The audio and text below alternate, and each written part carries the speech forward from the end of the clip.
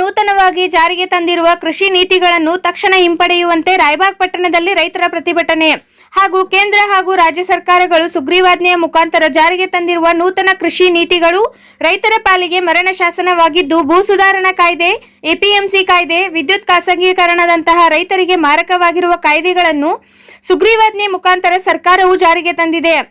ಅವುಗಳನ್ನು ತಕ್ಷಣ ಕೇಂದ್ರ ಸರ್ಕಾರ ಹಿಂಪಡೆಯುವಂತೆ ಕರ್ನಾಟಕ ರಾಜ್ಯ ರೈತ ಸಂಘ, ಹಸಿರು ಸೇನೆ ಇನ್ನಿತರ ಸಂಘಗಳಿಂದ ರಾಯಬಾಗ್ ಪಟ್ಟಣದ ಶಾಹು ಮಹಾರಾಜ್ ಸರ್ಕಲ್ ಬಳಿ ಪ್ರತಿಭಟನೆ ನಡೆಯಿತು. ರಾಯಬಾಗ್ ತಹಶೀಲ್ದಾರ ಎನ್.ಬಿ. ಗೆಜ್ಜೆ ಅವರಿಗೆ ರೈತರು ಮನವಿ ಸಲ್ಲಿಸಿದರು. ರಸ್ತೆ ಬಂದ್ ಮಾಡಿ ಪ್ರತಿಭಟನೆಗೆ ಕುಳಿತಿದ್ದ ರೈತರನ್ನು ಪೊಲೀಸರು ಮನವೊಲಿಸಿದ್ದರು. ಇದರಿಂದ ಎಂದಿನಂತೆ ಬಸ್ ಹಾಗೂ ಖಾಸಗಿ ವಾಹನಗಳ ಸೇವೆ ಆರಂಭವಾಯಿತು. ಭಾರತ ಬಂದ್ಗೆ ರಾಯಬಾಗ್ದಲ್ಲಿ ಮಿಶ್ರ ಪ್ರತಿಕ್ರಿಯೆ ವ್ಯಕ್ತವಾಗಿದೆ.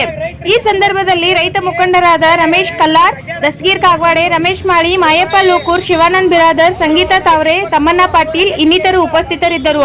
ವರದಿಗಾರರು ತವನಪ್ಪ ಸಮಗೆ.